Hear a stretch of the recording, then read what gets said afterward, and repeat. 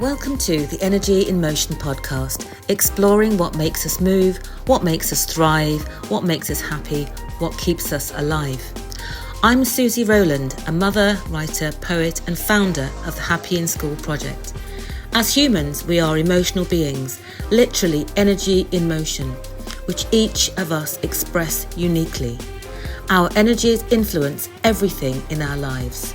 Join me in conversation with an eclectic range of guests using their energies to powerful effect. Tune in for the first series of Energy in Motion podcast. You'll find the Energy in Motion podcast on your favourite digital download channels. I can't wait for you to tune in and relax and enjoy the sound of Energy in Motion. Welcome to the Energy in Motion podcast. Pamela Aculey. Yay! Hey! Finally! Exactly. I've been really looking forward to having a chat with you. And it's like every time I think I must talk to Pamela, you've done something else. You watched the new things. So I've got more things to talk about and I've changed my questions. But it's fantastic to speak to you. Energy in Motion is all about how people put their passion into action, basically. And I see you doing that 120%. So it's a delight to speak to you today. So where is your energy at today? Energy. Well, just before we started recording, you very politely asked me how my kids were because we've had to rearrange this because the last time we were supposed to have the podcast, Walter didn't have a very good day. And I'm sure we'll get into that as we start the conversation. So yeah, the kids, they're okay. They've gone back to school after Easter holidays. So I feel like I've got a bit of time back and I can Yeah. start to like breathe a little bit. Yes. It's always a juggling act and it's very Yeah. difficult, especially when you've got neurodivergent children and they're out of their routine, which throws you out of your routine. Yeah. But energy wise, I'm actually feeling really good. This is something I've been looking forward to doing for such a long time. And I've had my head so much focusing on like business and strategy and growth and all the rest of it. It's really nice to actually sit back and have a lovely conversation with somebody who I've been longing to speak to Yes. for such a long time. So yeah, Yeah. energy's good. Fantastic. It has been a long time. And I was just remembering as well that when I think Buster Found His Beat came out, you were on Woman's Hour. Yes. And I listened to that interview and I thought I'd love to meet her and chat to her. And I think we've kind of just been so busy and then life is lifing and then, so I actually like having a podcast. It gives me a reason to speak to all this long list of people I like Yeah. to speak to. So the woman's hour interview I thought was really good. And one of the things that you said that struck me was when I think Walter was getting his diagnosis and Yeah. you were in that clinical environment and how, quite frankly, you weren't listened to in the way that your husband was listened to.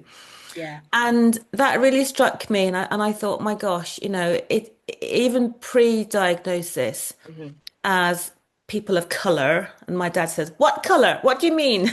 But we know what we mean. Yeah. People, black people. Again, I say black, and that offends some people, but people who have a different ethnic heritage to the majority in the UK still struggle with being heard Yeah.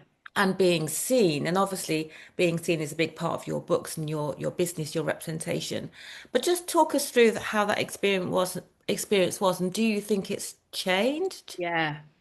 Yeah, it's a great question. So Walter is my eldest. I've got three boys of mixed heritage, and um, being a first time mum, as you know, you are constantly bombarded with so much information. And sometimes you sit there and you're like, okay, I'm going to listen to a bit of that. I'm going to listen to a bit of that. But I remember it got to a point where I was really quite worried because he wasn't talking and he was like 3 years old at this point. And I remember picking him up from nursery and seeing all of his friends and they were kind of having like full blown like baby conversations. Yeah. And I just thought, yeah, my son's not doing that at all. And it was one of those kind of moments where you're just like, okay, I need to go and speak to somebody about this. And you don't know because it's your first time. Mm. Um, and I remember going to the doctors, and I remember he was very dismissive straight away. And he was just saying things like, boys can be a little bit lazy and they could be late developers, compared to girls, and you're a first time parent, and it's kind of just insinuating that I'm overreacting.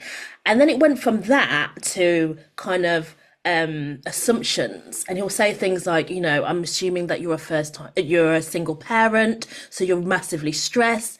And I was just like, whoa, whoa, whoa, whoa. um Whoa. and when you like, it's one of those things you see at movies where people say things and there's a little bit of a delay. And I Yes, was yes, sitting there like this, nodding, because, he's a health professional and we've kind of been taught that health professionals know everything. And he yeah. made that blatant accusation. And I was just like, no, I'm not. Mm, And what has that got to do with anything anyway? mm, mm, And it was like this light bulb moment where I was just like, oh, okay, he's not only judging my son, but he's also judging me. And he's got all of these misconceptions and negative stereotypes because, oh, I am a black woman, and he's assuming that I'm a black woman, I don't have a partner, so therefore I have an issue with, helping my son raise my son. And yeah, it mm, was one of these moments where I kind of left the doctor's surgery, mm, sat in the car, started crying, mm. because I was like, there is no answers. And then I remember saying to my husband, this is what happened. And Alex was like, well, no, we need to go back. So I went back a second time, and I remember the same doctor. I walked in and he rolled his eyes as I sat down. And I just thought, oh, here we go again. And it was like Mm. this initial fight for my son to be heard, for me to be heard. And you do get this kind of feeling that, am I overacting? Is he right? Am I just overwhelmed because I'm a first time parent? And he kept just kind of being really dismissive. And again, I went back home and Alex was like, right, I'm going to go to the doctors now. And I Mm. went, well, Gosh, can you go on your own? Because yeah, a paranoia was starting to seep in as yeah, well. yeah, And Alex went, he saw the same doctor. And Alex yeah. was basically saying, my bum didn't even touch the seat before he was just like, yeah, we're going to make a referral. Whoa. Yeah. And obviously you're so conflicted with emotions because there's a part of you that goes, yes, finally, yes, someone's Mm, listening to us. But then it mm, was also like a massive amount of pain and yeah. frustration that my white husband had to walk in after I'd been there two times. And Mm, he didn't have any of the questions that I had. There was mm. none of the assumptions. It was very much, yeah, we're going to start the referral. Yes. So Yeah. was your son with Alex at the time when they went in together? So he could see he was a mixed race boy, Yes, but yes. it was really the white man. Yeah, Yeah, it's a he was listening too. it was a patriarchy at play, wasn't it? Yeah, Again, oh, yeah, white man. Yeah, okay, let's get this sorted. Yeah, yeah, yeah.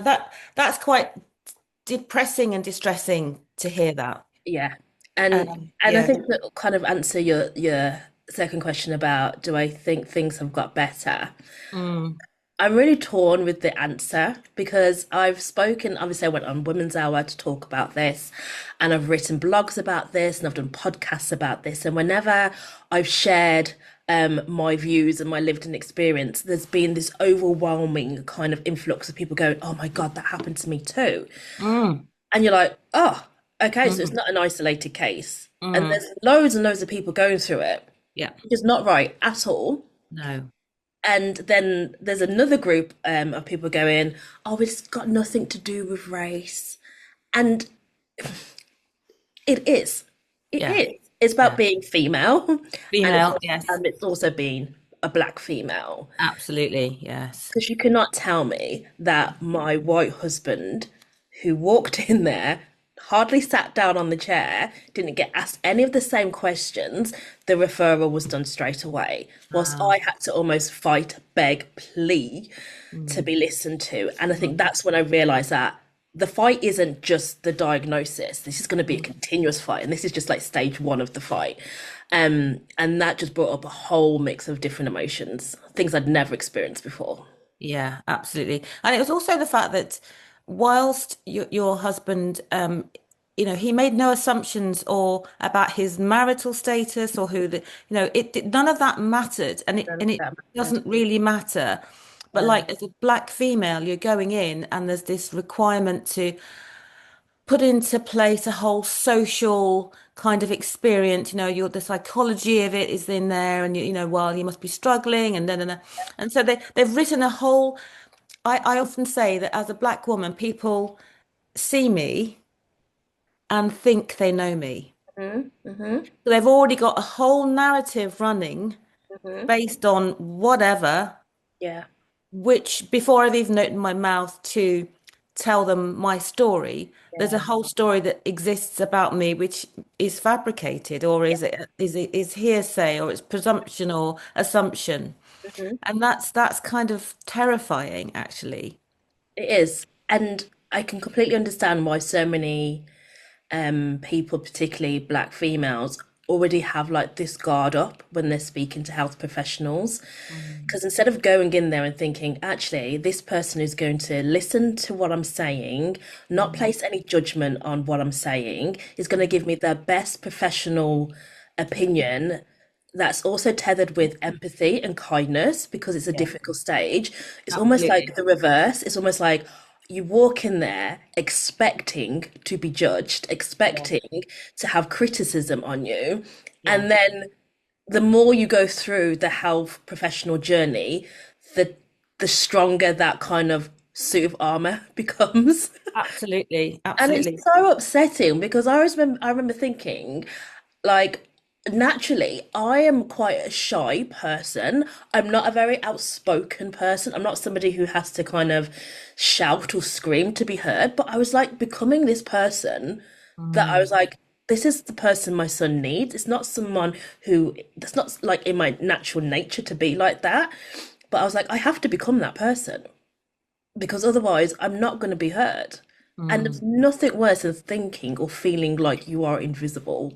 mm, Um, mm, because it's one thing to feel like invisible, but it's one thing to have your son, who you know is already struggling at mm, such a small, young age, where these early years are so important for their social skills, for their mental health, for their mm, development, for their self-esteem, all of these things. And in a moment, mm, like that could be taken away from somebody based on like a health professional, whether they are very empathetic and they have an understanding of cultural differences, or mm, somebody who's just like, no, you're black, you're a single mother, you're mm, stressed, your son's got behavioral issues. Like all of these like really negative mm, stereotypes, which are so ingrained in people, and you're mm, fighting systemic racism, mm, institutional racism, societal racism, and people mm, are constantly saying, but don't make it about race. But it is about race. This is a mm, thing. Just mm. not talking about race is not going to magically make Make it racism disappear. disappear.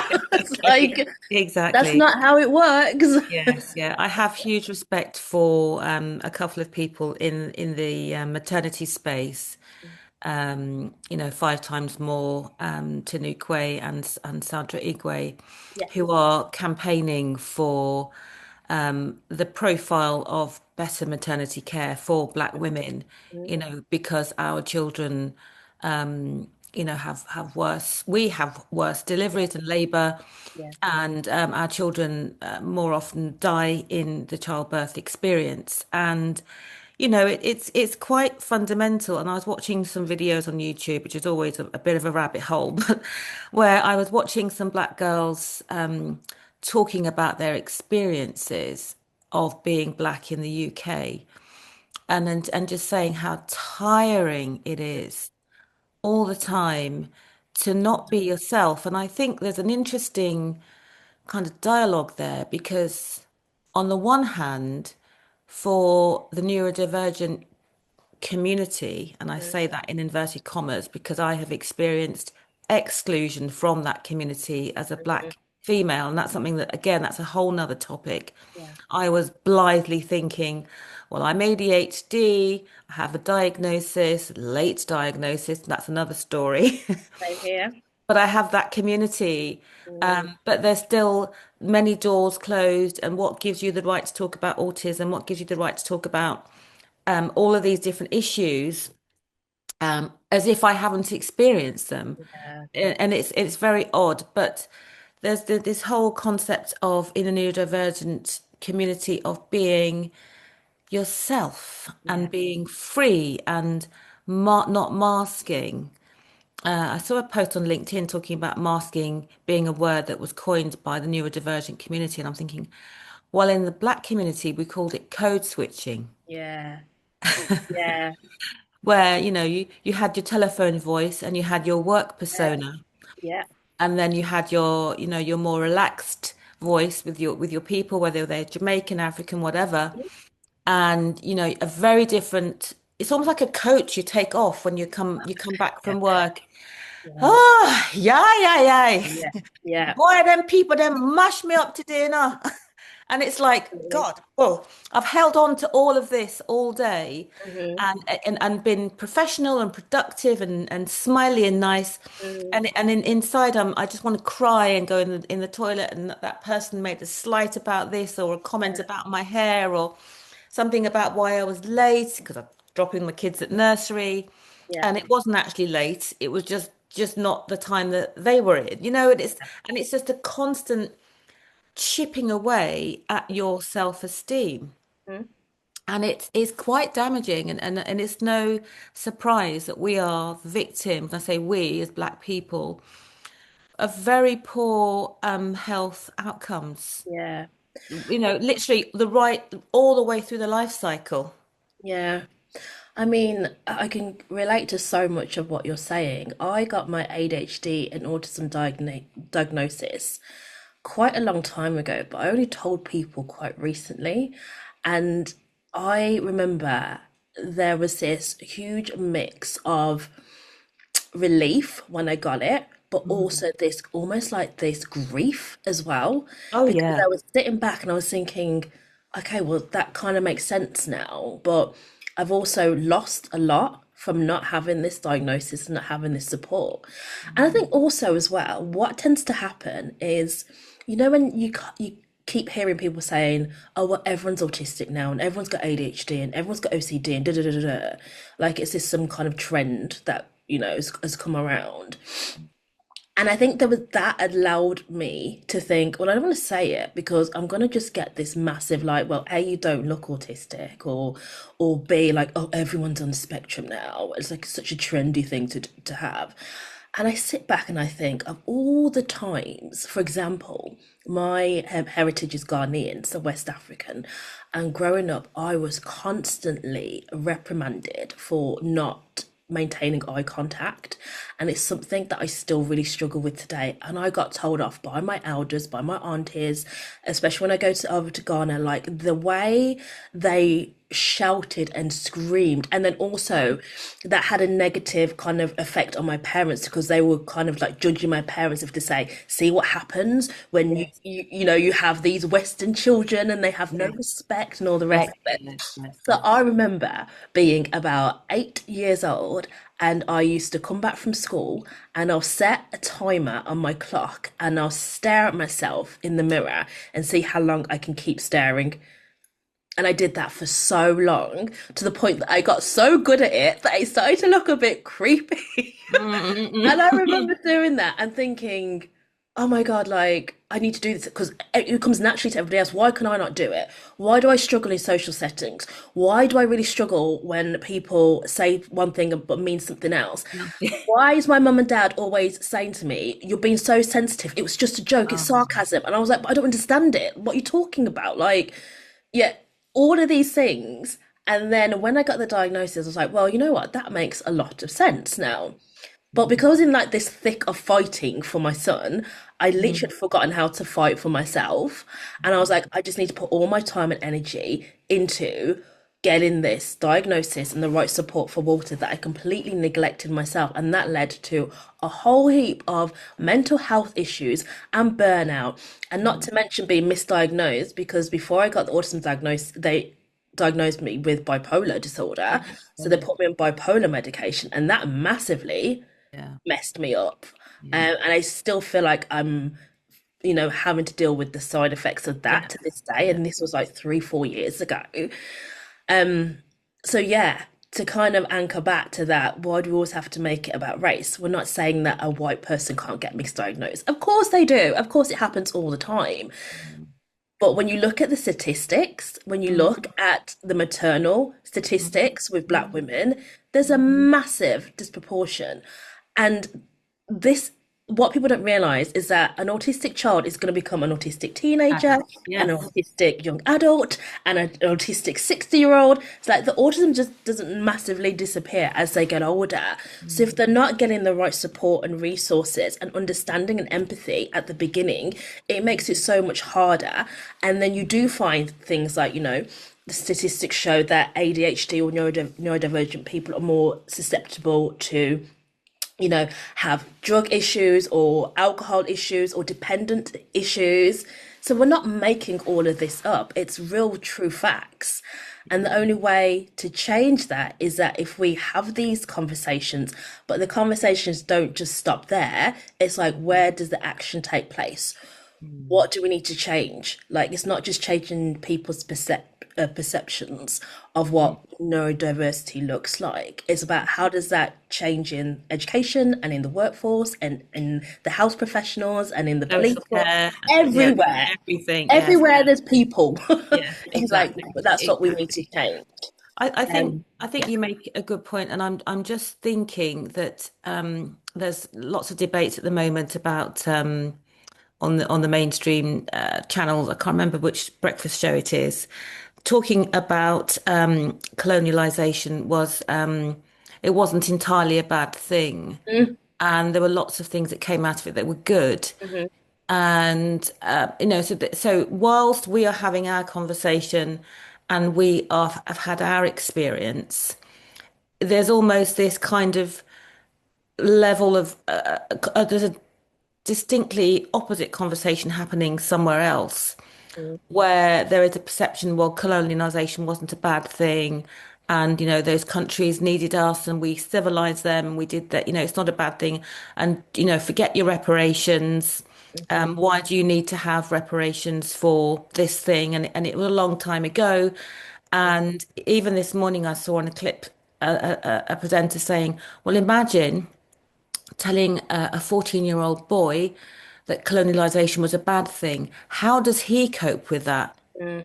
And I I think thought, I saw the same clip. I was thinking, oh gosh. Well, our 14-year-old boys, who are of the diaspora Mm, in the UK, are something crazy like 6 times more likely to be incarcerated in adulthood, mm, dependent, excluded from school, I mean, so on and so forth. Now, don't mm, tell me that all of those boys are bad kids. mm. That's Yeah, not the reality. It's just the perception. And this is the thing, it's exactly. perception. Yeah, That's why I was saying, you people look at me and think they know me yeah. before It's they've big. even had a conversation. And then I get, oh, you went to university. And it's like so many conversations, you can see people rethinking who they thought you were, Mm, reassessing what you might be as a person, on who you might be. So imagine that. So it's almost like if you think about AI yeah. and you see a face of a person and they put in all these descriptors and Mhm, my face pops up or your face pops up and mhm, they think, I know that person. I know who you are because I can see you and you're probably a single mum and you probably work as a secretary and you probably blah, blah, and they've got all these ideas about you. And then as they speak to you and hear your experiences and see what you've done and your creativity and your whole person, your whole being, it's mm. like in the course of that conversation or meeting or whatever, they have to constantly change the data about Yeah, what they input in their brain about who you are.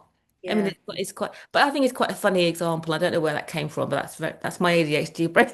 No, I get it. And also, I saw that clip, and I remember writing a LinkedIn post about that clip, and Mm, the amount of scrutiny I got saying mm, basically on the side of colonial was a good thing, like you're saying, like we civilized these countries, and is that again that word perception? Because they were absolutely fine. Do you know what I mean? They were literally rich in resources, in cocoa, minerals, yeah. diamond, minerals. they were absolutely fine. And let's not forget, I think the first university in the world, was it not in Eastern Africa? Was it not in Ethiopia or Kenya or something like that? Yeah. Like, we've been building these rich establishments on our own. Absolutely fine. Just because your perception of what civilized looks like is not the same as what you saw in Africa, does not mean that we have to come in with this white flag and say, we're going to save you, we're going to make you more like us and less like you. This is what it is. And what we have to realize is that the world, when you go around the world and you see different people of different backgrounds and different culture and different abilities and different lived in experiences, this aids to the richness of human civilization. Like, you can't even argue with that. Because if you think about the first person who created the light bulb, the first person who created the railroads, the first person who found developed penicillin or aspirin, or all of these people, it's not one demographic of person who's done this. Like, we have been able to develop as humans because of that richness, of that diversity of thought, because of those lived in experiences, because of the different cultural backgrounds. That's where we are today, and this is where we're going to continue going. So to Mm. have this perception that colonial wasn't entirely bad, and we saved Mm. them or we educated them, they were Mm. already educated before, and they didn't need saving. That's the issue. And there were kingdoms and sovereigns Yeah, and currency and contraception yeah, and religions yeah. and the whole structure of society was there and was existing successfully. I think what's really interesting, if we are going to segue back to neurodiversity, is at the moment the discourse I'm seeing is around in the Black communities the, let's say, quote, cruelty towards children who are Black in some cases. So parents and grandparents not understanding why their child, isn't able to say, as you say, make eye contact or, progress at school or have the normal perceived standards of behavior and that kind of thing. And I kind of I'm challenged by that because I think that if you look at the societies in the Papua New Guinea and Australia and those hemisphere countries, they've always known about neurodifference, and Mhm. they've got a whole lexicon for those behaviors and for those characteristics. And it's a much more compassionate, it's not a Yeah. deficit language, it's a very compassionate language Hmm. for autism and ADHD and a whole range of things. And I just wonder whether part of the difficulty that Black families are facing is a result of that westernized approach, and a feeling of shame has come in to the equation that wouldn't have been there before in Yeah. our own culture, this ostracizing and shaming. And there seems to be a big tendency for the Western media to highlight that Mhm. that Black cultures are very primitive in how we understand neurodiversity, and I do challenge that Yeah. quite a lot. I do think that we have actually maybe got a bit of gone a bit our wires crossed in that Mm. way. I think a lot of that has been adopted. So, for example, there wasn't an understanding, in my family about autism very much, going back to my grandparents. My grandfather lived to be 100 actually. Um, so, but he was very much westernized in his thinking. Mhm. So why couldn't, his granddaughter look him in the eye and all the things you've mentioned before? But then he's looking at those behaviors from a westernized perspective. So, so again, I think we've kind of taken some of the culture that isn't ours, and we're really holding ourselves to Mm. high account, and it doesn't work for us. It doesn't. That's really interesting, actually. I've never really thought about it like that before. But also, as a kind of extension of that, it's really interesting, like the use of words and language, and I feel like that plays a significant part and perception. For example, I know in a lot of African countries, like the word autism doesn't even exist. Correct. So if it doesn't exist, we have to find the next thing that we think we can link it to, Mm, even if that's not necessarily right, and in many cases it's not. So it gets linked to things like, okay, mental health issues.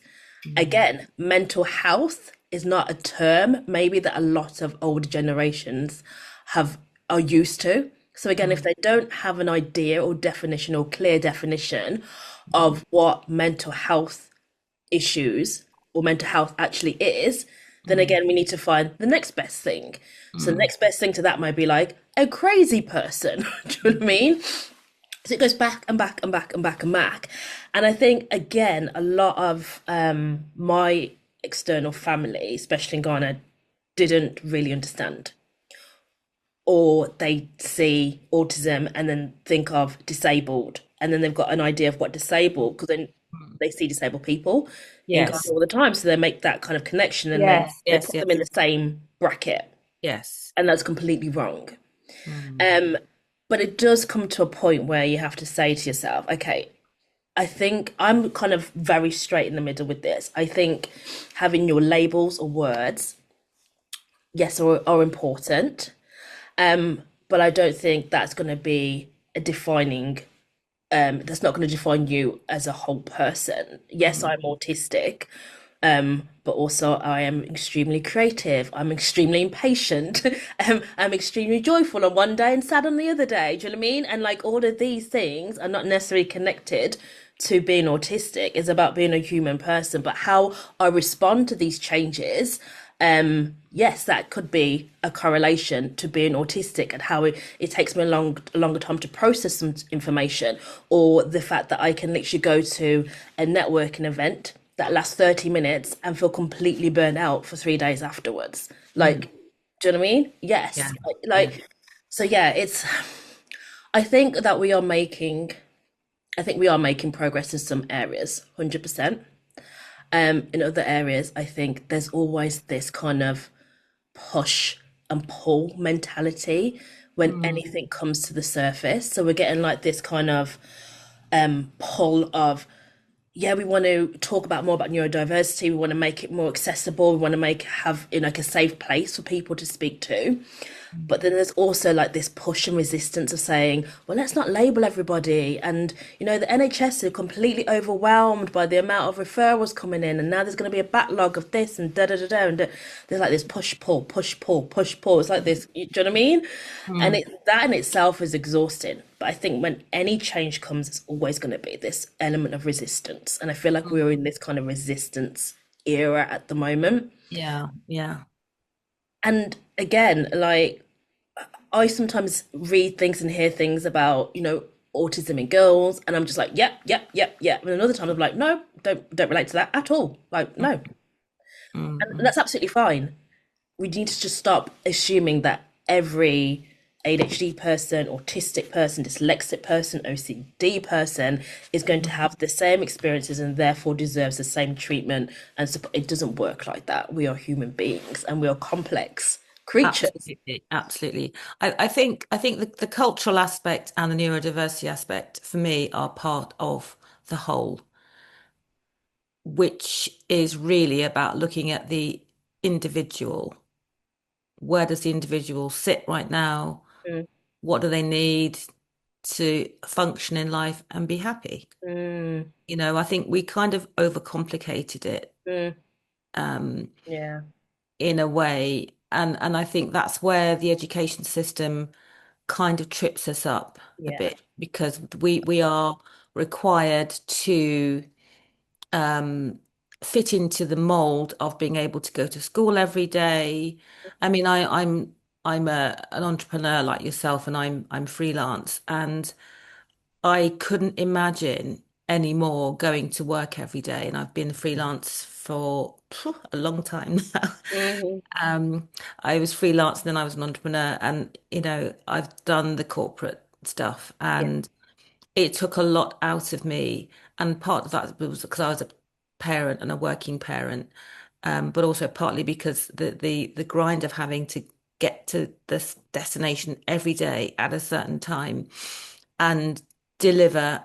the job, but also engage and manage all the people around me with their different personalities and different moods. And that was a bit that tipped my battery. And before I even knew the language of social battery or burnout, those are the things that absolutely tipped me over the edge. Hmm. Hmm. And I think that, we've got to go back to, in some way or shape or form, of looking at children, particularly as individuals Yeah, and creating learning spaces, 100%. schools, if you like, but a learning space Yeah.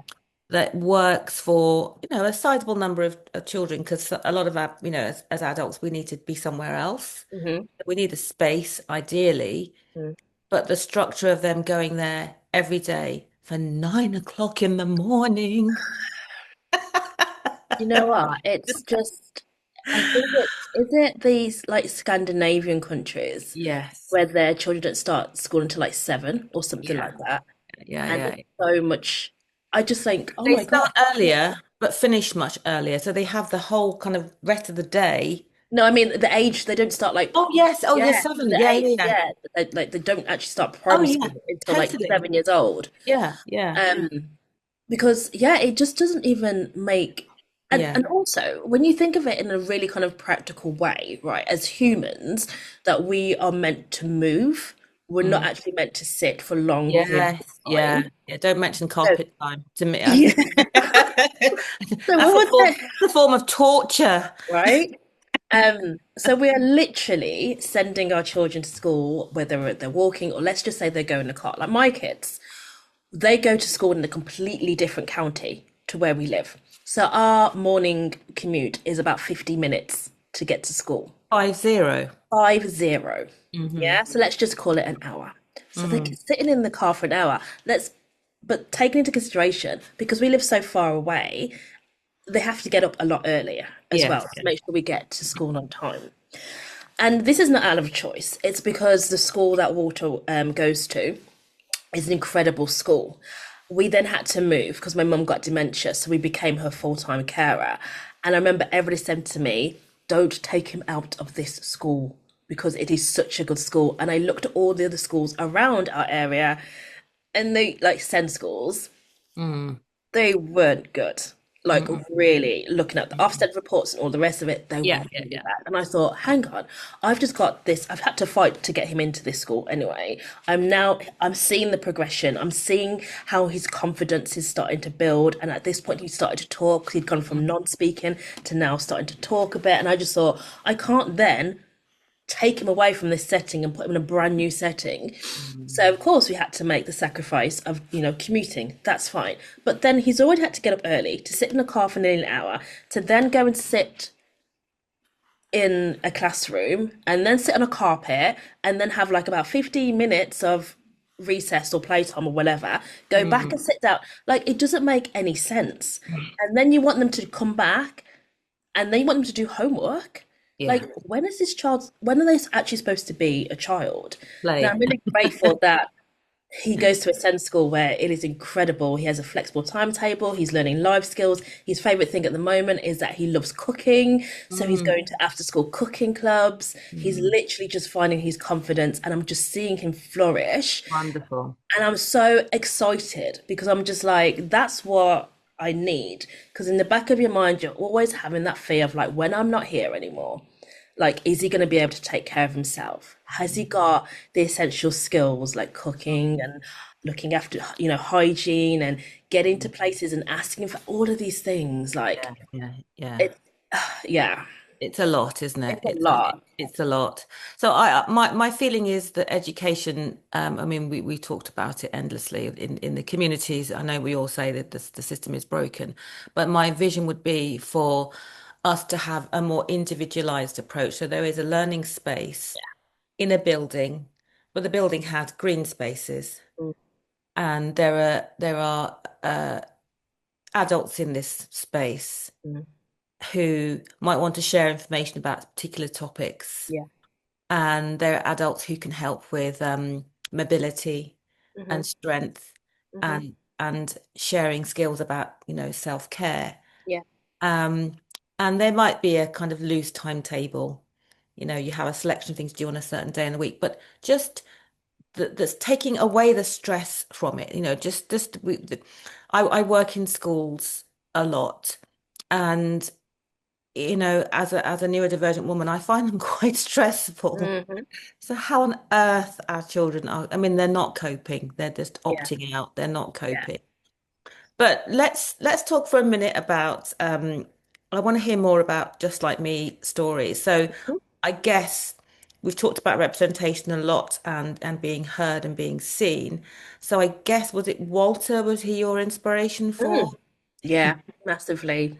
So I remember, health professionals saying to me, like, Walter will probably never talk, he'll probably never lead an independent life. It was all of this like negative. He probably won't, he probably won't, he probably won't. And I remember sitting there thinking at the time, he's 4 years old and you're already writing him off. I'm like, Yes. give him a chance. He's been on this Yeah. earth for 4 years. Like, Yeah. give Yeah. the boy a chance. Yeah. Yeah.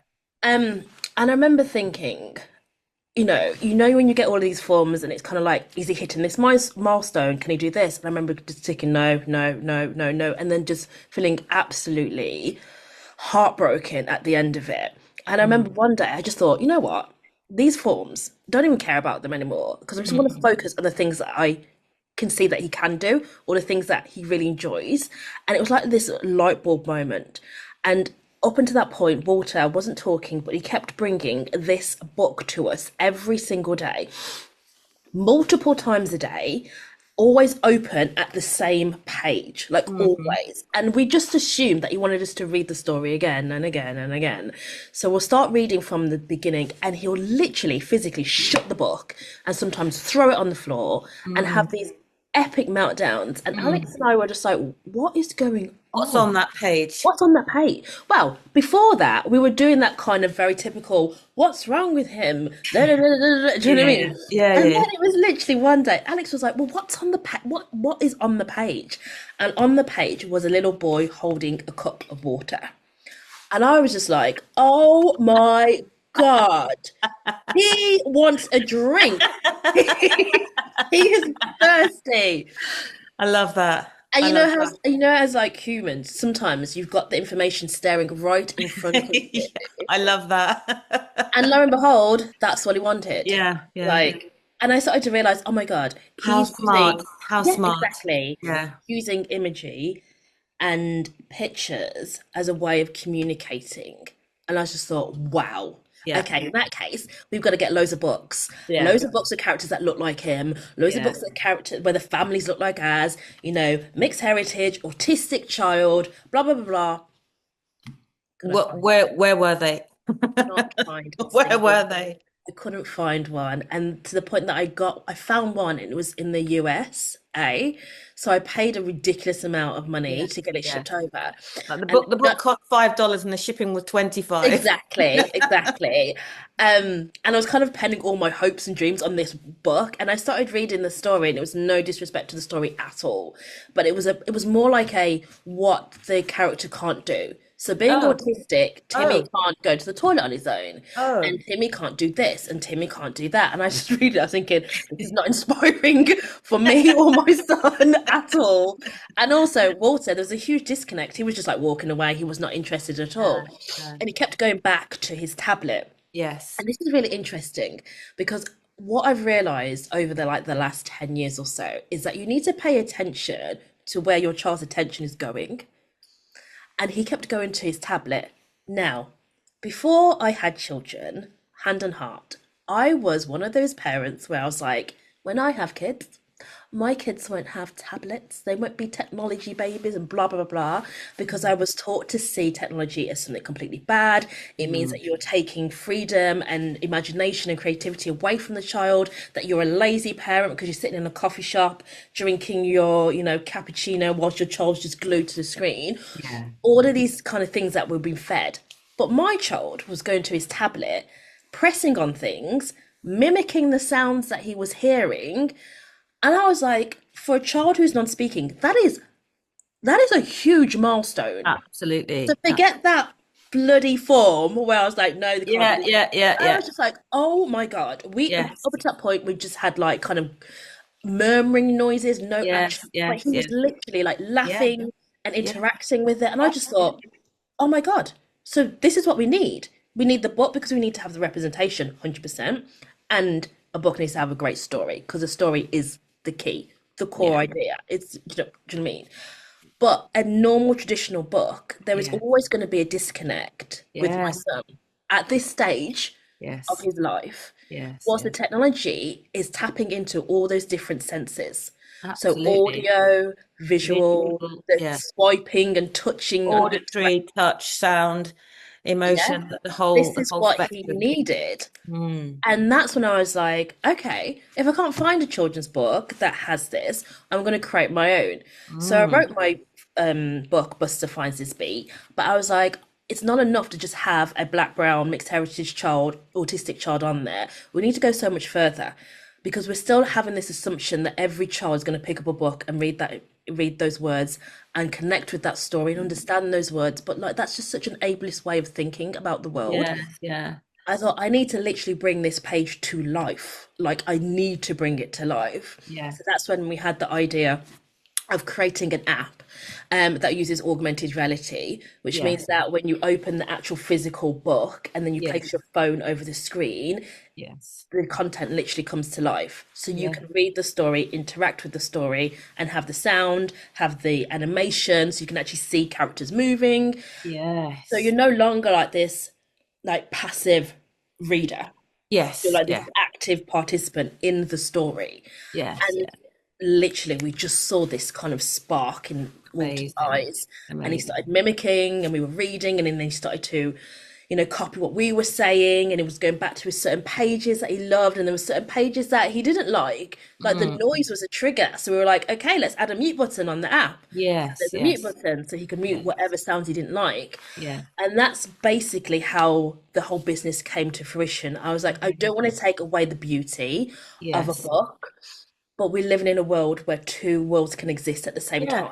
And augmenting is basically making bigger anyway, Yeah, the meaning of the word. So make it bigger. you've made the book bigger Yeah, and in the same way more accessible and more yeah, inclusive, which is yeah, absolutely like bam, bam, bam. yeah, yeah. Amazing. Or if you don't want that bam, bam, bam, you've got a book that, Equal and it, it's yes, still a book. yes, yes. Yeah, So just to understand and be clear, so can Walter read the book by himself yeah, with using the app? So you give yeah. him the phone Or tablet. He uses or his the tablet. tablet. Yeah, Uses, yeah. So he yeah. puts the book down and he puts the tablet over.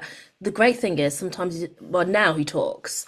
But when we were going through that kind of initial journey, there were Mm. times where he wanted to use the book and the tablet. And we made it so specific that the app doesn't work without the book. Otherwise, it just becomes Right. another app. So you Yes. can download it, but if you don't have the book, you'll just see a Yeah. blank screen, nothing will work. Yeah. We're trying to encourage him to see how the book and technology are working together. Together. Yes. Yeah. So yeah, he sat there, he put the tablet over the page, and sometimes I would do the reading at that stage. Yes. And we wrote the story so that it prompts you to do something with the tablet. Right. Right. Yes. So for example, on the very first page of Buster Finds His Beat here, it says, "This is Buster. He's a little bit shy. Why don't you tap his shoulder, tell him your name, and say hi?" So when you place your screen over it and you tap Yeah. on his shoulder, he will turn around and he will smile at you. So Yes. everything is prompted with the idea that, yeah, you could read it as a normal book and it's a great Yeah. story. Yeah. But if you have a child who's disconnected with those words for whatever reason, they can still Mm. have an understanding of what's happening with the story Mm. using the technology and seeing that character literally run and jump and play the drums and I run love away that. from things. And So, they're learning the vocabulary as well. I mean, touch, shoulder, yeah, and so they're actually still learning the words. 100%. And we did a lot of like onomatopoeia words on there. So you've got like the splash and the whoosh. So Mm. again, when you place your phone or tablet over the screen, you'll hear Mm. the splash and you'll hear the whoosh. Yes. So it's Yes. very intentional where we're using the technology. And I think that is Yes. the key there. Yes. Yes. Because It's not they're using what it they're for gift. yeah, they're sort Yeah, of the onomatopoeic sounds and they're sort of very sounds that you can then use, words you can use again in other settings as yeah, well. So yeah. then you can expand. And I think actually it does help, not implying that parents need help, but it does help you to learn with your child, because that can be a thing that can be a barrier to some parents who may not have a huge level of confidence in their Yeah, own ability to read books and read stories. And so how do you teach your child to read by reading to them? yeah, That yeah. in itself isn't something that everyone can instantly grasp. Mm. We don't all have that level of, well, you might want to repeat something or say it Yeah, slowly or break it down or make a joke. That's all stuff that we learn as we go along. But if you're a new mum or a first time mum, or your own literacy isn't great, or you feel yeah, nervous about it, you might think, oh, I don't know how to do that. yeah, So I won't, and I'll opt out. So I think what you're giving actually, as well as the child's ability to learn and experience language, hmm you're empowering the parent. yeah, 100%. And I think also when it comes to reading, we've kind of been fed this narrative. But my kind of like argument, or not so much argument is, but my kind of opinion is that when we have books and we have different ages of children reading those books, there's kind of like different kind of out results that we want to get. Do we just Mm, want them to find the joy and pleasure of reading? And if they mm, do, tick. Are mm, we trying to get them to read to enhance their vocabulary and understanding? That might be a different type of book. mm, Is there the result that you wanted them to get a deeper meaning and understanding of maybe complex, mm. subjects? Then that Yes. might be a different book. So we Yeah. can't just kind of say like, oh, kids just need to read more. It's like, yeah, but for what purpose though? Yeah. Yes. Some Yes. kids don't even know how to go to a library and search for a book Select a book. Exactly. Yeah. because Exactly. they're kind of being told that you just have to read. But it's just like, Yeah. no, where is their attention going to?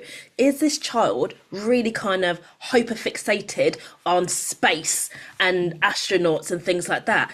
Mm, If that is the case, let's get more books about space. Let's get some comic books. Let's get some audio books. Yeah. Let's get some animations and things. So again, we can kind of get them to thrive in and sit in that curiosity and let it grow and develop, as mm, opposed to seeing a child and going, yeah, they really struggle with words. So let's just give them loads and loads of books. And mm. let's just hope that by reading loads and loads and loads, They'll that's, find something that they like. And I think that's a really good point, actually, that there is that kind of, I mean, I was lucky, I loved books and reading at school, and we had a library lesson built into the curriculum. So we went to the school library, supported, and we were, what do you like? And this is where you'll find these books. And I'm not sure if that still happens in all yeah, schools. Um, so just the skills of how to use a library, yeah. but also, and then how to assess whether you want to take out a certain book or another. So Mm, there's quite a lot of processes. You're putting quite a lot of responsibility mm, on the child, to understand, yeah, read more. Underneath read more, there are like several layers of things yeah. to understand how to access books and reading and learning in libraries. That's a lot of stuff, isn't it? Yeah. To Is it really expect. interesting as well, how like you never say to a child, you need to watch more movies and watch more cartoons, so to read. And I go work with loads of schools where they say, we've got a group of children who are really reluctant to read. I'm like, I hate when you use that word Yeah. reluctant because they're like Yeah. they're bored. They're Yes. bored, they haven't found what their spark is. Yes. There's a disconnect there for various reasons. And I work with them and I ask them, what do you like to do? What are the things that you enjoy? And it'd be Mm. like sports or like computer games Mhm, or mhm, like, watching movies. And I'm like, okay, let's take the idea of a movie. A movie only becomes a movie after you've written the story, right? mhm, So you need to have that story arc first of all. Everything is based on a story. Social media is based on stories, yeah. mhm, Advertising and marketing is based on stories. mhm, Everything is based on stories. We have different mediums of displaying those stories now. And I think like there's so many children who gravitate towards animation and films mm, because the way it's been told to them is mm, tapping into what's resonating with them. So they're visual audio learners.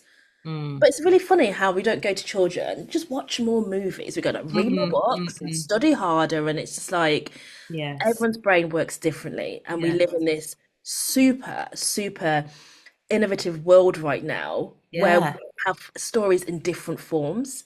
And if you Mm, have a child that you see is really going, is really enthusiastic about it, we don't want to dampen that. want to Mm, like heighten that even more and allow their brain to expand. Okay, you like movies. Okay, let's look at comics. Okay, and maybe they're like, exactly. yeah, I like comics, but no, I need more of the audio stimulation. Okay, cool. So we'll look at short form stories and short films and short stories. Exactly. Yeah. There's Yeah, I think really it's what I'm hearing you say, it's about the enthusiasm, it's yeah, about the scope, it's about understanding what do you like, what's interesting for you, and what formats do you like.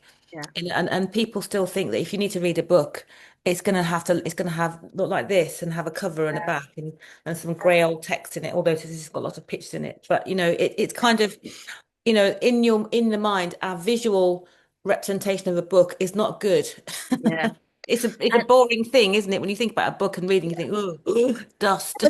but on the flip side, some people are just like, I love books now. I struggled with books growing up. My things were comics and computer games. Yeah, I yeah, remember my parents and teachers saying if she had the same enthusiasm for yeah. gaming as she did with everything else, she would just literally fly.